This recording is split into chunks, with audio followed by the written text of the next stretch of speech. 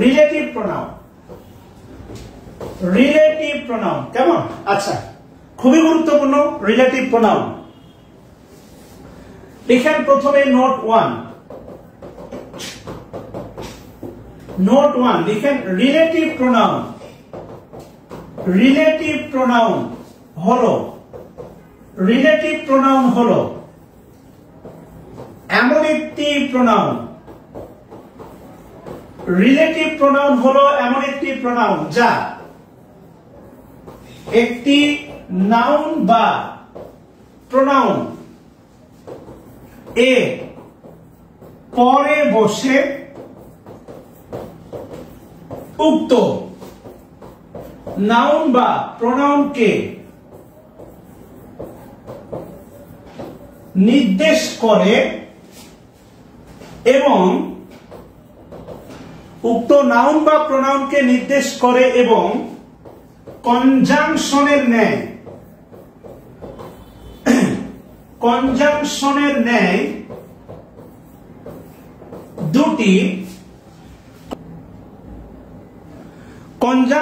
ন্যায় দুটি বাক্যকে যুক্ত করে। কনজাংশনের ন্যায় দুটি বাক্যকে যুক্ত করে। আবারও বলতেছি, দেখেন রিলেটিভ প্রোনাউন হলো এমন একটি প্রোনাউন যা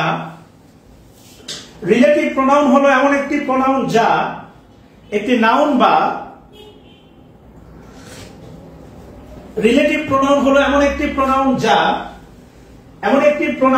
সেটা কি করে? যা একটি নাউন বা প্রোনাউন এর পরে বসে, এটা গুরুত্বপূর্ণ শব্দ, পরে বসে উক্ত নাউন বা প্রোনাউনকে নির্দেশ করে এবং কনজাংশনের ন্যায় দুটি বাক্যকে যুক্ত করে। এবার একটু খেয়াল করতে হবে।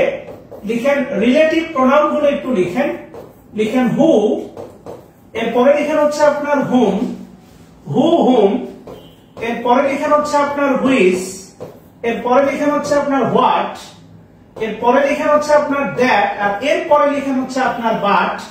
বাট নিয়ে 41তম বিসিএস এর প্রশ্ন ছিল, 43তম বিসিএস এর প্রশ্ন ছিল, আর বাটের নিচে লিখে রাখেন হচ্ছে 6 লিখবেন এই কারণে বাট টোটাল 6টা পার্টস অফ পিসের মতো কাজ করতে পারে।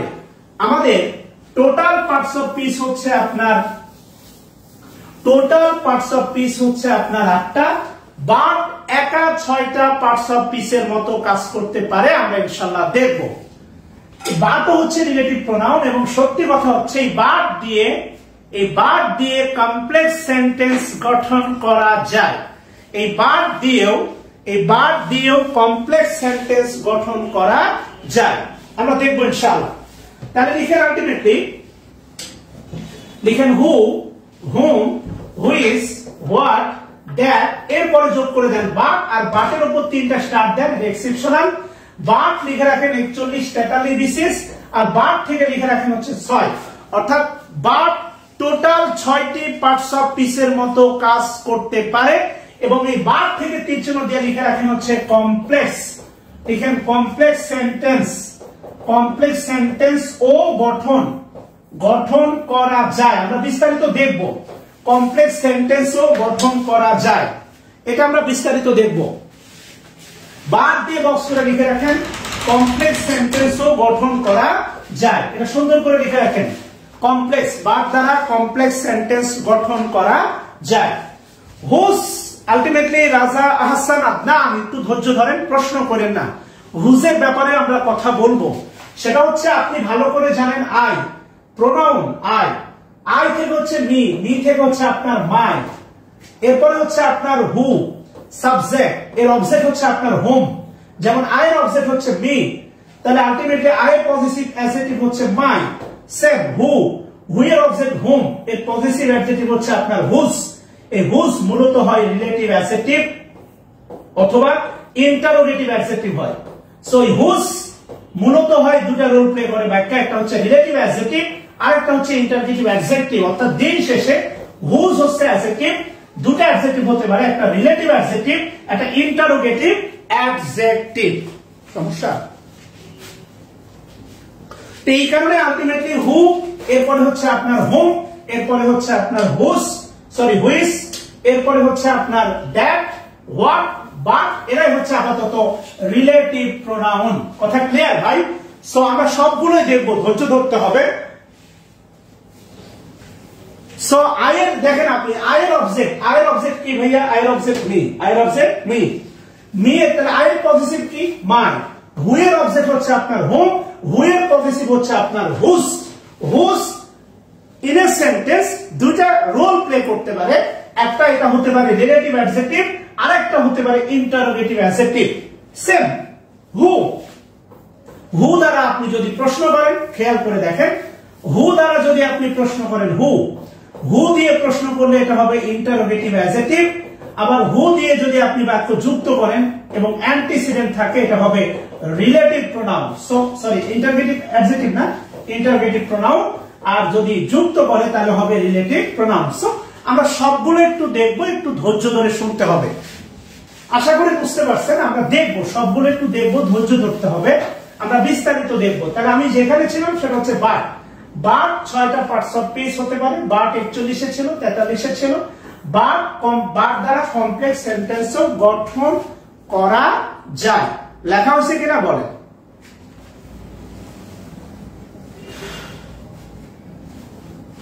সুন্দর। তাহলে এরা হচ্ছে আপনার রিলেটিভ প্রোনাউন। সো ভাই একটু খেয়াল করে দেখেন, রিলেটিভ প্রোনাউন কিন্তু বাক্য এক্সপান্ড করতে হেল্প করে। Relative pronoun help to expand the sentence. এটা গুরুত্বপূর্ণ, এটা আপনাকে ভালো করে দেখতে হবে। আমি যদি আপনাকে বলি, সেটা হচ্ছে দেখেন আমি যদি বলি ধরেন হচ্ছে আই লাভ, কথা বলছেন কিনা? আই লাভ মনে করেন হচ্ছে তাহসিন, খুব প্রিয় একটা নাম তাহসিন, বুঝছেন? এবার একটু খেয়াল করে দেখেন ভাই, আই লাভ তাহসিন। তো তাহসিন আলটিমেটলি দেখেন একটা ব্যক্তির নাম, ব্যক্তির পরিবর্তে কি বসবে? হু। এই হু দ্বারা কারে বোঝাচ্ছে? তাহসিনকে বোঝাচ্ছে। সহজ করে দেখেন, হু দ্বারা কারে বোঝাচ্ছে? তাহসিন। হু আমি যদি বলি ধরেন হচ্ছে লিভস ইন ঢাকা, যে কোথায় বাস করে? ঢাকায় বাস করে। একটু খেয়াল করে দেখেন, এই হু দ্বারা তাহসিনকে বোঝাচ্ছে। আর এই পুরো তথ্যটা তাহসিন সম্পর্কে দিচ্ছে, আমাকে সম্পর্কে দিচ্ছে না। একটু আগে আমরা বললাম রিলেটিভ প্রোনাউন হচ্ছে এমন একটা প্রোনাউন যা একটা নাউন বা প্রোনাউনে দেখেন আগে বসে না পরে বসে? পরে বসছে। একটা নাউন বা প্রোনাউনের কি বসে? পরে বসে উক্ত নাউনকে নির্দেশ করে এবং কনজাংশনের ন্যায় দুটি বাক্যকে যুক্ত করে। দেখেন দুটো অংশকে যুক্ত করছে, কেননা এটা একটা ক্লজ, আর এই ক্লজের নাম হচ্ছে আপনার প্রিন্সিপাল ক্লজ। আপাতত লিখে রাখেন, এর বেশি থাকার দরকার নেই। এই অংশ আই লাভ তাহসিন, এটা হচ্ছে একটা ক্লজ, এর নাম বক্স করে লিখে রাখেন প্রিন্সিপাল ক্লজ। প্রশ্ন করার দরকার নাই প্রিন্সিপাল ক্লজ কি। আমি আজকে একটা শব্দ উচ্চারণ করলাম প্রিন্সিপাল ক্লজ, ক্লজের ক্লাসে এটা রিপিট শব্দ হবে, নট নিউ হবে, নতুন হবে না। আর এই অংশটা হচ্ছে আপনার সাবঅর্ডিনেট ক্লজ। এই অংশটা হচ্ছে সাবঅর্ডিনেট ক্লজ। সো দুটো অংশকে যুক্ত করছে, তার নাম হু দ্বারা তাহসিনকে বোঝাচ্ছে। আর এই হু এর নিচে লিখেন সবাই রিলেটিভ প্রোনাউন। হুয়ের নিচে লিখেন সবাই রিলেটিভ প্রোনাউন। একদম সহজ কথা বলি ভাই, ট্রান্সফরমেশন অফ সেন্টেন্স বলেন, আর বড় সেন্টেন্স মেকিং বলেন, কমপ্লেক্স সেন্টেন্স বানানো বলেন, সেন্টেন্স এক্সপানশন বলেন, রিলেটিভ প্রোনাউনের প্রয়োগটা খুবই গুরুত্বপূর্ণ এবং সবচেয়ে বেশি। যেহেতু আমি ফ্রি হ্যান্ড রাইটিং আপনাদেরকে শেখাতে চেয়েছি, সো এই কারণে এই রিলেটিভ প্রোনাউন দিয়ে শুরু করলাম। এটার প্রয়োগ জানাটা আপনার জন্য ফ্রি হ্যান্ড রাইটিং এর জন্য অত্যাবশ্যকীয়। আচ্ছা, আশা করি বুঝতে পারছেন। আই লাভ তাহসিন, এটাকে বলছি principal clause. Who lives in Dhaka, এটাকে আমরা বলতেছি সাবঅর্ডিনেট ক্লজ। আচ্ছা, এবার একটু খেয়াল করেন, আশা করি লেখা হচ্ছে, লিখেন হচ্ছে নোট 2, লিখেন হচ্ছে নোট 2। আচ্ছা, রিলেটিভ প্রোনাউন এ, রিলেটিভ প্রোনাউনের পূর্বে যে নাউন বা প্রোনাউন বসে একে বলা হয়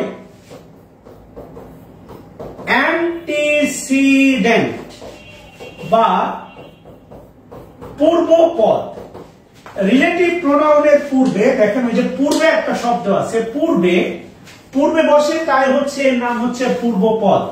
রিলেটিভ প্রোনাউনের পূর্বে যে নাউন বা প্রোনাউন বসে, ওই নাউন বা প্রোনাউনকে যেহেতু পূর্বে বসে, ওই নাউন বা প্রোনাউনের নাম হবে অ্যান্টিসিডেন্ট বা পূর্বপদ।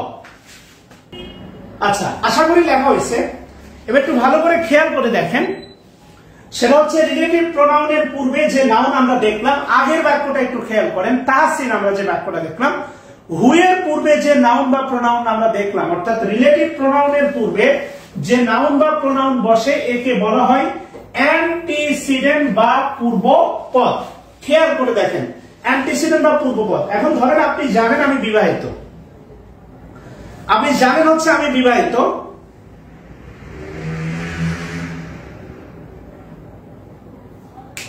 এখন আলটিমেটলি আমি ধরেন কোন একটা মেয়েকে নিয়ে রিক্সায় ঘুরতেছি, ওটাই কিন্তু আলটিমেটলি আপনি ভাববেন আমার ওয়াইফ, নর্মাল কথা।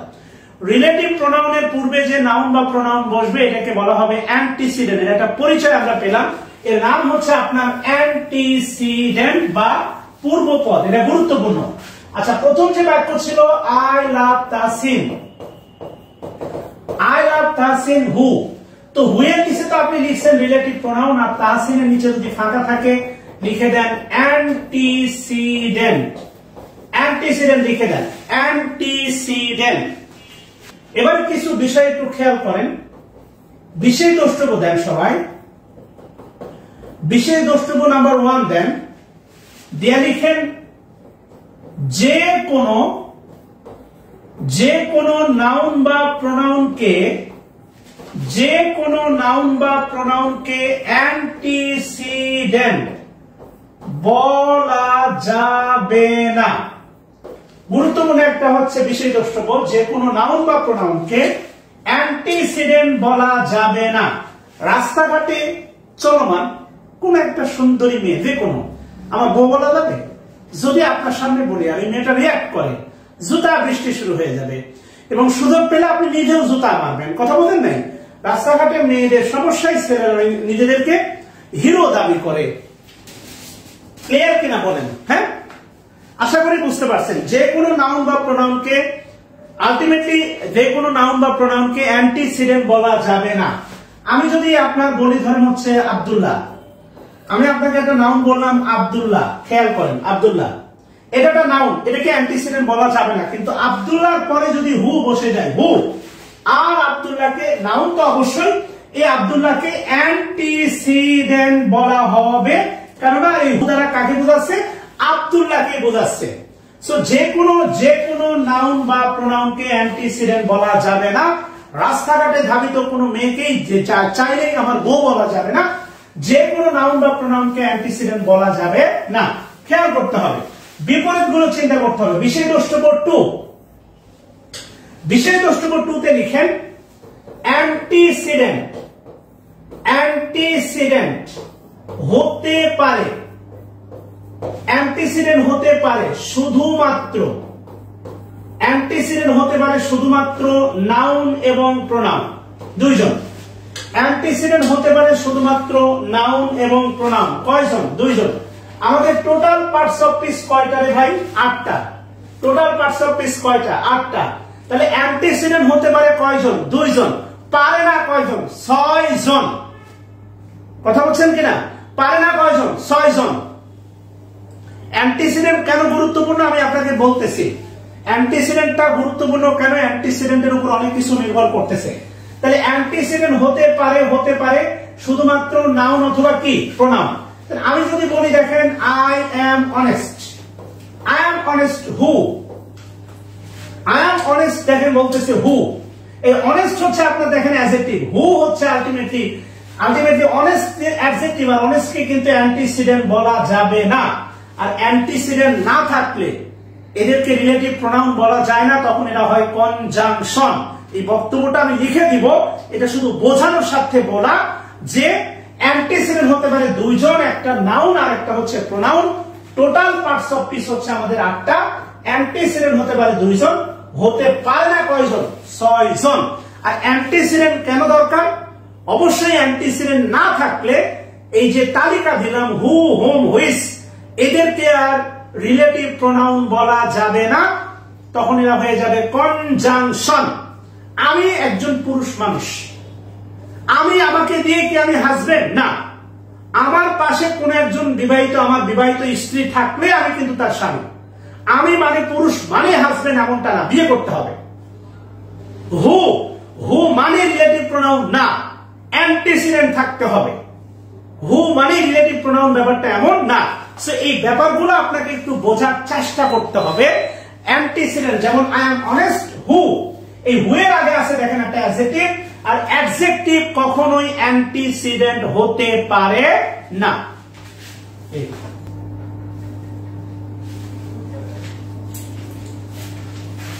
আচ্ছা, তাহলে আলটিমেটলি অ্যান্টিসিডেন্ট হতে পারে আলটিমেটলি শুধুমাত্র নাউন বা প্রোনাউন। 3 নাম্বার বিশেষ দ্রষ্টব্য লিখেন। 3 নাম্বার লিখেন রিলেটিভ প্রোনাউন এর পরে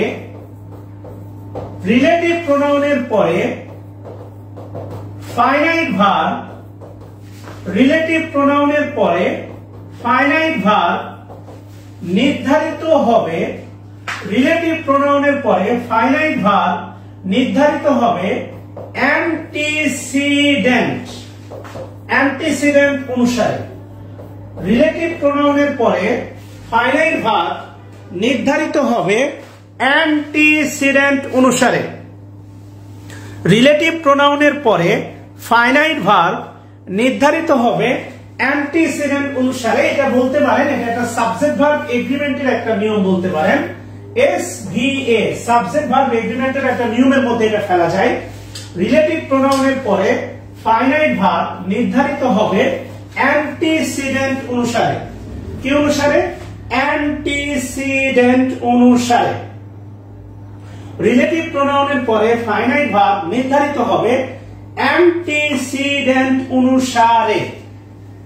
রিলেটিভ প্রোনাউনের পরে ফাইনাইট ভার্ব নির্ধারিত হবে অ্যান্টিসিডেন্ট অনুসারে।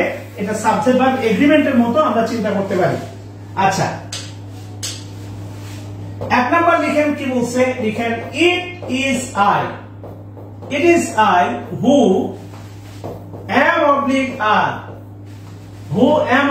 are। আর 2 নম্বর লিখেন it is they who লিখেন was were। আগে কমেন্ট করার দরকার নাই, আগে তোলেন it is they। আচ্ছা, এবার একটু খেয়াল করে দেখেন এখান থেকে ফ্রি হ্যান্ড রাইটিং কিভাবে শেখা যায়।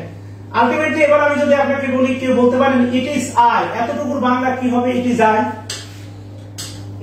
আই। এতটুকুর বাংলা কি হবে একটু বলতে পারেন? It is I. এখানে অনেক কিছু শেখার আছে। প্রোনাউনের ব্যবহার আমরা শিখবো, সেটা হচ্ছে ইজ হচ্ছে বিভার্ব, আর বিভার্বের পরে প্রোনাউনের অবজেক্টিভ ফর্ম বসে,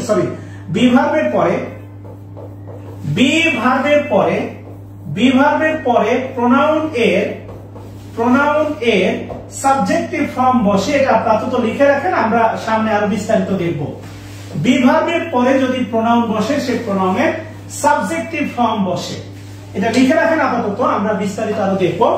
বিভার্বের পরে বিশেষ দ্রষ্টব্যে লিখেন, বিভার্বের পরে প্রোনাউন এর সাবজেক্টিভ ফর্ম বসে। বিভার্বের পরে প্রোনাউনের সাবজেক্টিভ ফর্ম বসে। এবার একটু খেয়াল করতে হবে, হু, এই হু সিঙ্গুলার হতে পারে, হু প্লুরালও হতে পারে। হু সিঙ্গুলার হতে পারে, হু প্লুরালও হতে পারে। এখানে আই মানে হচ্ছে আমি, হু মানে হচ্ছে আপনার যে, এখানে দে মানে হচ্ছে তারা, হু মানে হচ্ছে আপনার যারা। হু মানে কি? যারা। আবারও বলতেছি, এগুলো সাইড নোট দিয়ে রাখেন। হু সিঙ্গুলার হতে পারে, হু প্লুরালও হতে পারে, এগুলো সাইড নোট দিয়ে রাখেন।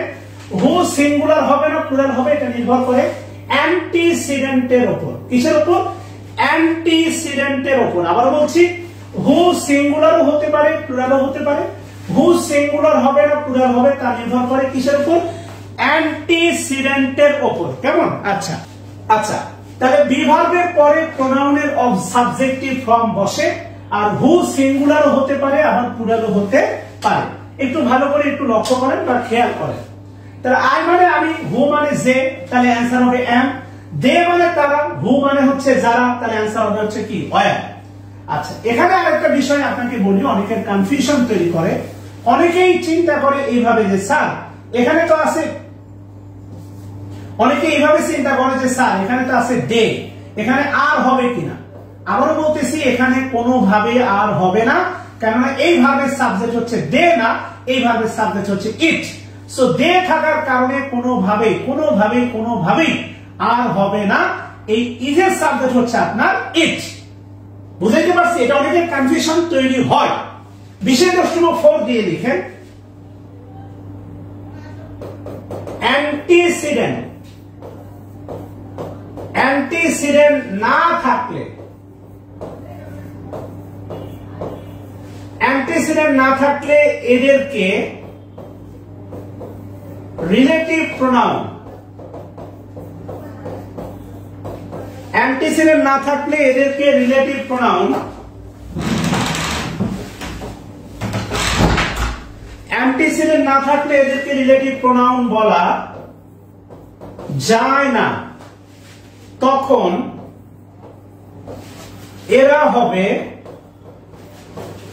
Conjunction.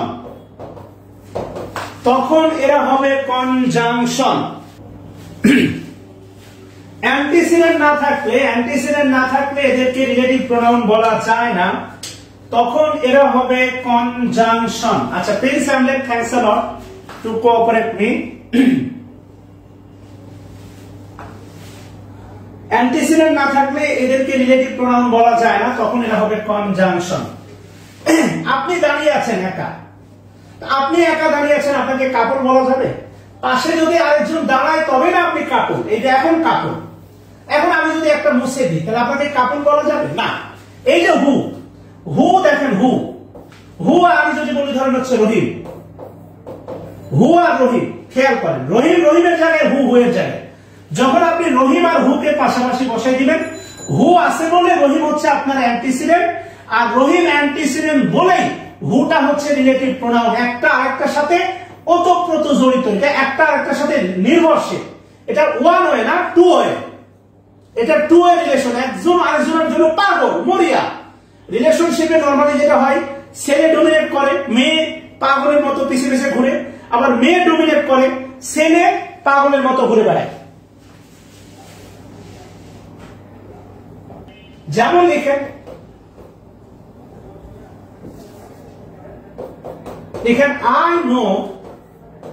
I know the boy whom যাকে you love। এখানে I know the boy whom যাকে you love, তুমি ভালোবাসো, তাকে আমি চিনি। the boy,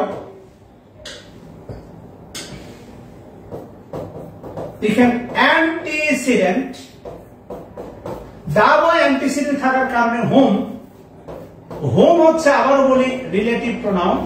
এবং যদি পিএসসি জানতে চাই এই বাক্য দিয়ে হোম কোন পার্টস অফ স্পিচ, এটা কনজাংশন না, এটা বলবেন রিলেটিভ প্রোনাউন।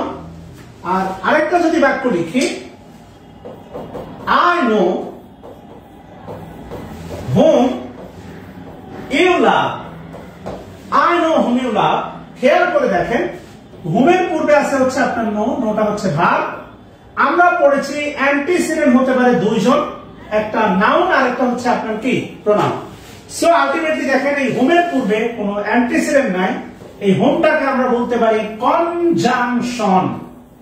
ভালো করে একটু খেয়াল করে দেখেন এই হোমটাকে আমরা বলতে পারি কনজাংশন। একটু খেয়াল করে দেখেন আর কি সেটা হচ্ছে আলটিমেটলি দেখেন এই নোটা হচ্ছে ভার্ব কখনো অ্যান্টিসিডেন্ট হয় না। অ্যান্টিসিডেন্ট হতে পারে দুইজন, একটা নাউন আর একটা হচ্ছে আপনার কি প্রোনাউন। সো এই বাক্যে কোনো অ্যান্টিসিডেন্ট নাই, সো এই হোমটা হচ্ছে আপনার কনজাংশন। এখান থেকে সিদ্ধান্ত কনজাংশন এবং রিলেটিভ প্রোনাউন উভয় দ্বারা, কনজাংশন এবং রিলেটিভ প্রোনাউন তথা প্রোনাউন উভয় দ্বারা বাক্য যুক্ত করা যায়। শুধু কনজাংশন না, রিলেটিভ প্রোনাউন তথা প্রোনাউন দ্বারা বাক্য যুক্ত করা যায়। কেননা যদি পিএসসি এই বাক্য দেয় আপনাকে জিজ্ঞাসা করে হোম, কোন পার্টস অফ স্পিচ অবশ্যই কনজাংশন অ্যান্সার করা যাবে না হুজুগে, অবশ্যই অ্যান্সার করতে হবে প্রোনাউন প্রোনাউন প্রোনাউন। প্রথম বাক্যে নাম্বার 1, প্রথম বাক্যে সবাই কমেন্ট করেন, লিখেন নাম্বার 1 হুম সমান সমান প্রোনাউন। নাম্বার 1 হুম প্রোনাউন। হুজুগে হওয়া যাবে না, হুজুগে মেন্টালিটি থেকে বের হতে হবে এক ধাক্কা দিয়ে।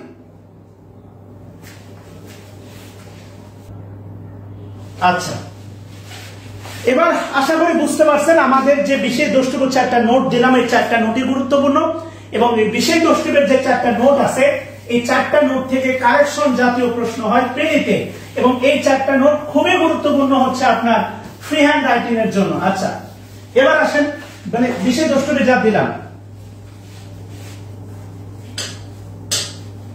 লিখেন নোট 3, নোট 3, নোট 3 তে লিখেন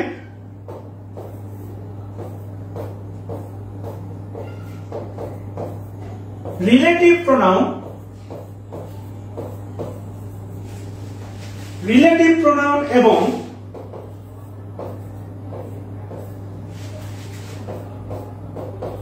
অ্যান্টিসিডেন্ট, রিলেটিভ প্রোনাউন এবং অ্যান্টিসিডেন্ট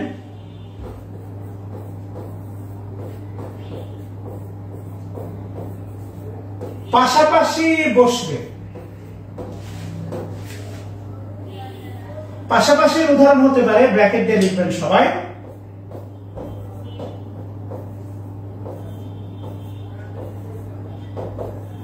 রিকশার মতো, এটা পাশাপাশি ভালো উদাহরণ।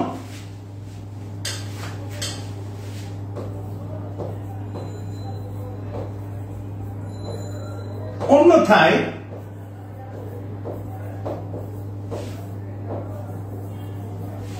মারাত্মক ভুল হবে। রিলেটিভ প্রোনাউন এবং অ্যান্টিসিডেন্ট পাশাপাশি বসবে রিকশার মতো, অন্যথায় মারাত্মক ভুল হবে। রিলেটিভ প্রোনাউন অ্যান্টিসিডেন্ট পাশাপাশি বসবে, এখান থেকে কারেকশনে অনেক প্রশ্ন ছিল, লিখে রাখেন কারেকশনে নিয়মটা। ওই যে আপনারা বলেন না যে স্যার কারেকশন কারেকশন কারেকশন, নিবন্ধনের ক্লাস নিলে কোন কারেকশন পড়ান স্যার, তারপরে প্রাইমারি ক্লাস নিলে কারেকশন। ভাই কারেকশন কোন চ্যাপ্টার না, এইগুলোই ভাই কারেকশন, এগুলো থেকেই কারেকশনের প্রশ্ন হয়। এই নিয়ম থেকে রিটেনে প্রশ্ন ছিল, প্রিলিতে অনেকবার ছিল, কারেকশন চুজ দা কারেক্ট সেন্টেন্সে অনেকবার ছিল, এগুলোই ভাই কারেকশন। ইংলিশে কারেকশনের কোন চ্যাপ্টার নাই, গ্রামারের উল্টা ব্যবহারটাকে ঠিক করবেন, এটাই কারেকশন। তাহলে রিলেটিভ প্রোনাউন এবং অ্যান্টিসিডেন্ট কিভাবে বসবে? পাশাপাশি বসবে। এখন আলটিমেটলি রিকশা তো পাশাপাশি, অনেক পাশাপাশি, বৃষ্টি হলে তো কোলের উপর ওঠে, রাস্তাঘাট খারাপ হলে তো অনেক পাশাপাশি, রাস্তায় যদি বিদ্যুৎ না থাকে তো আরো পাশাপাশি। এগুলো আপনারা সবাই জানেন, এমন একটা বাচ্চামি করেন না, হ্যাঁ আপনারা অনেক জানেন। আচ্ছা, ফাতেমাতুজ জোহরা মনে ভালো জানে তাই রিস্কা লিখছে, ঠিক আছে না? আচ্ছা, এবার একটু খেয়াল করে দেখেন, প্রথমে একটা বাক্য লিখেন encourage,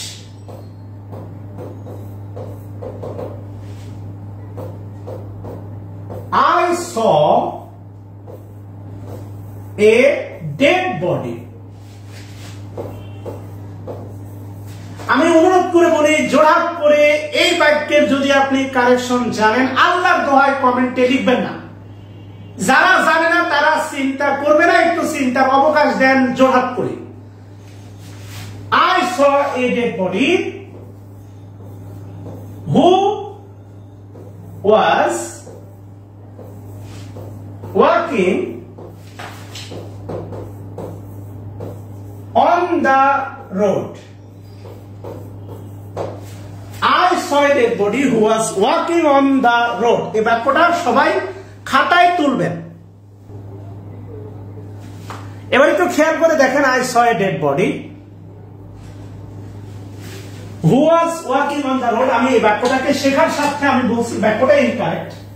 এটা মেবি 29তম বিশেষ রিটেনের প্রশ্ন, আরো অনেকবার আসছে।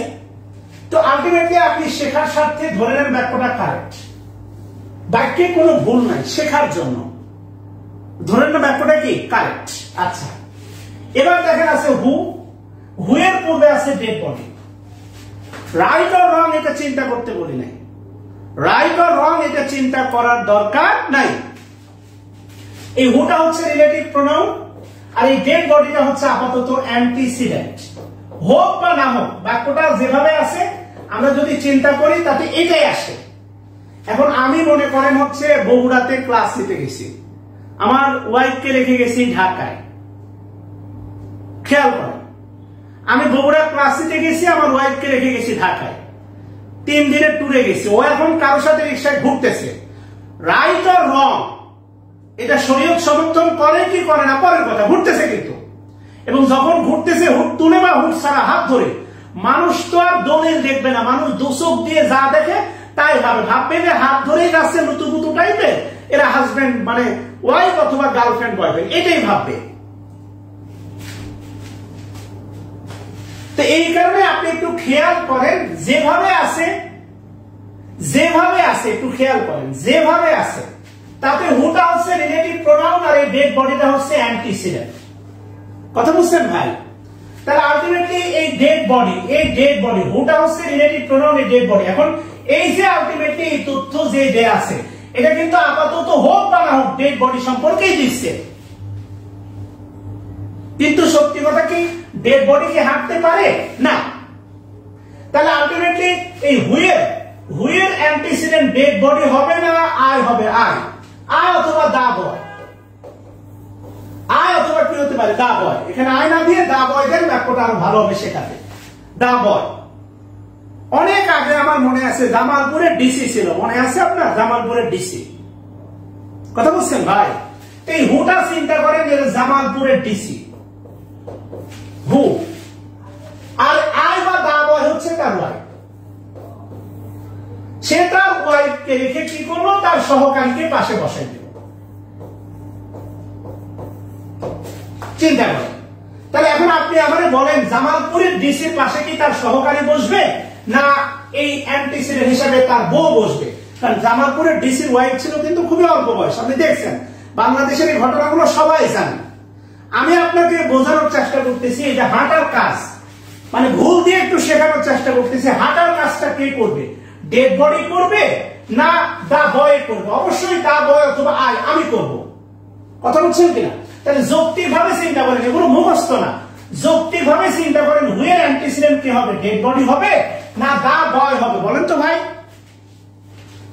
আচ্ছা, এবার আরেকটা বিষয় খেয়াল করতে পারেন ভাইয়া, এই বাক্যের কারেকশন হুবহু অনেকে লিখে একটা, এই বাক্যের কারেকশন হতে পারে দুইটা হওয়া সম্ভব। এই বাক্যের কারেকশন একটা না ভাইয়া, এই বাক্যের কারেকশন দুইটা হওয়া সম্ভব। খেয়াল করেন, আপনারা মুখস্থ করেন তাই এই বাক্যের কারেকশন হয় ভাইয়া একটা, কিন্তু এই বাক্যের কারেকশন হতে পারে ভাইয়া দুইটা। কিভাবে দুইটা হতে পারে একটু খেয়াল করেন ভাইয়া, আমি আপনাদের শেখাতে চাই। আল্লাহর দোয়া একটু সময় দেন ভাইয়া। আমি যদি আপনাকে বলি এই বাক্যটা, Abdullah is a good boy, ছোটবেলা থেকেই এগুলো দেখছেন, Rahim is a good boy, Abdullah is a good boy, এই জাতীয় বাক্যগুলো আপনারা অনেক দেখছেন ভাইয়া।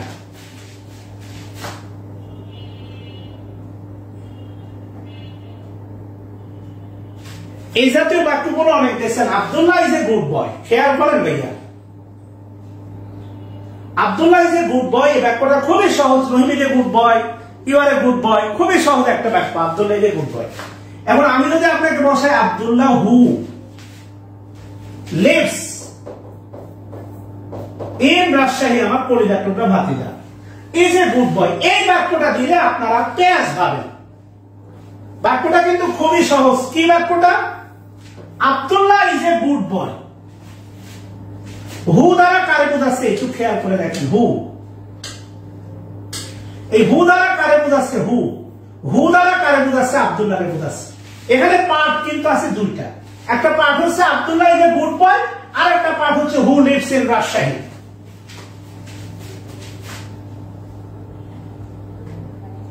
আপনারা এই জায়গাতে ভাই ধরতে জানেন না, বোঝেন আর না বোঝেন, এর নাম কিন্তু হচ্ছে principal clause. Abdullah is a good boy, এর নাম হচ্ছে প্রিন্সিপাল ক্লজ, আর ঈদের সাবজেক্ট হচ্ছে আপনার আব্দুল্লাহ। ঈদের সাবজেক্ট হচ্ছে ভাই আব্দুল্লাহ। খেয়াল করেন, ঈদের সাবজেক্ট কে? আব্দুল্লাহ।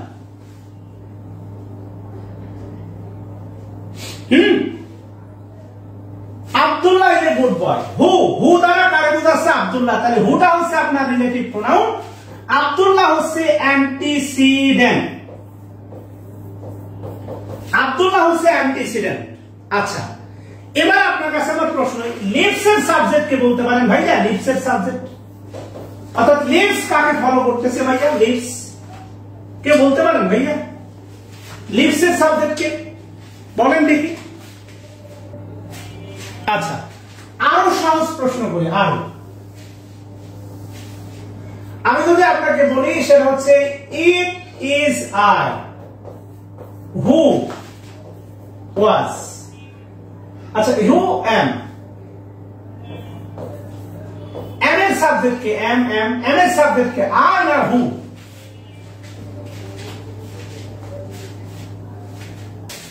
ভাইরে একটা বিষয় খেয়াল করেন, সেটা হচ্ছে প্রোনাউনের সাবজেক্ট আই হয় আর অবজেক্ট হয়, প্রোনাউনের অবজেক্ট হয় হচ্ছে আপনার মি। একইভাবে হু নিজে একটা সাবজেক্ট আর হুম হচ্ছে আপনার অবজেক্ট। বাস্তবতা কি ভাই?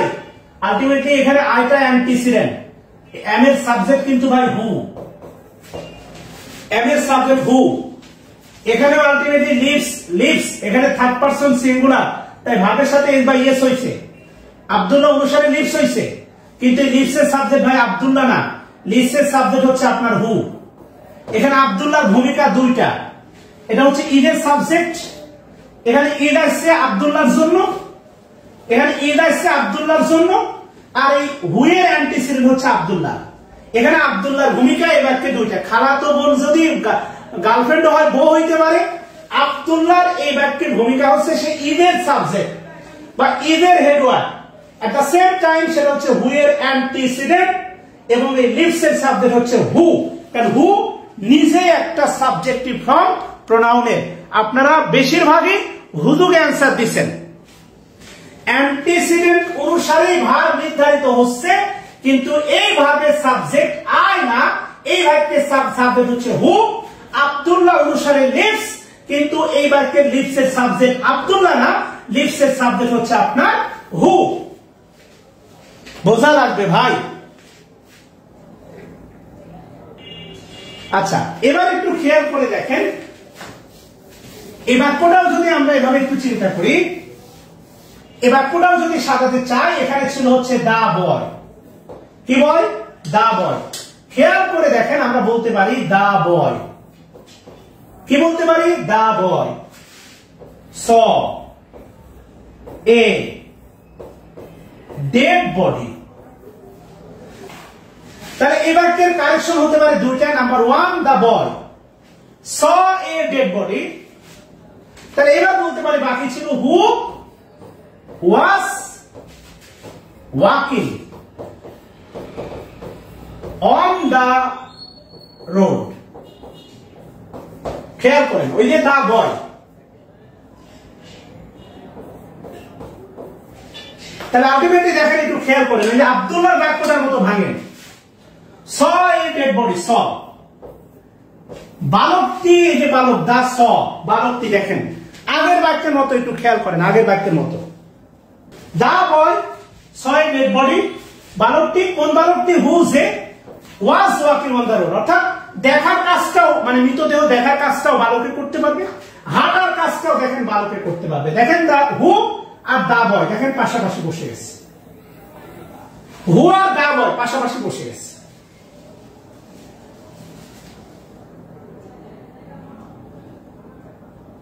কথা বলছেন?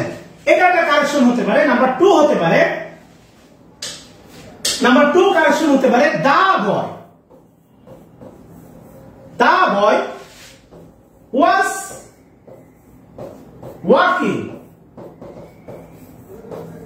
on the road. The boy was walking on the road. বালকটি was walking on the road, রাস্তা দিয়ে হেঁটে যাচ্ছিল। কোন বালকটি? who যে saw a dead body।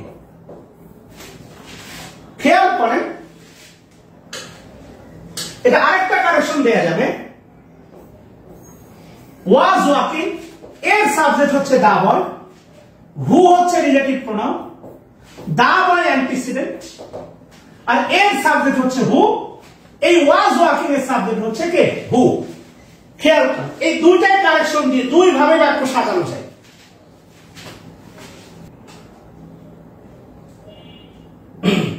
বাক্যটা বুঝছেন কিনা বলেন? না বুঝলে প্রেশার নিয়েন না, না বুঝলে প্রেশার নিয়েন না, এগুলো ফ্রি হ্যান্ড রাইটিং এ ভাই হেল্প করবে। বাক্যটা দুই ভাবে সাজানো যায়, আপনি যেভাবে চিন্তা করেন না। দেখেন, আমি প্রথমে ইনকারেক্ট বাক্য বলছিলাম যে হু আর দা বয় পাশাপাশি বসবে। আপনি খেয়াল করেন দুই বাক্যই দেখেন হু আর দা বয় কিন্তু পাশাপাশি বসে আছে, অর্থাৎ বাক্যটা কিন্তু দেখেন কারেক্ট। দুটার মিনিং কিছুটা আলাদা। আমি যদি বলি দা boy saw a dead body, বালক মৃতদেহ দেখেছিল। কোন বালক? যে রাস্তা দিয়ে হেঁটে যাচ্ছিল। দা বয় was walking on the road, বালকটি রাস্তা দিয়ে হেঁটে যাচ্ছিল। কোন বালকটি? যে মৃতদেহ দেখেছিল। এই অর্থের হালকা পার্থক্য, বাট বাক্যটাকে দুই ভাবে, আপনি যদি এটা রিটেনে এক্সাম আসে, পিডিতে আসলে তো অবশ্যই অপশন থাকবে, রিটেনে আসলে এই দুই ভাবেই বাক্যটা সাজানো যাবে।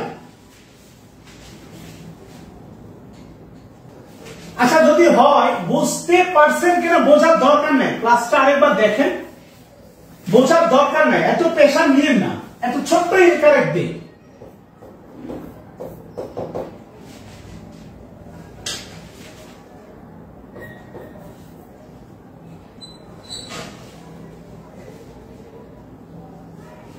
The thief was tall who stole my bag। এই একটা বাক্য হোমওয়ার্ক থাকলো।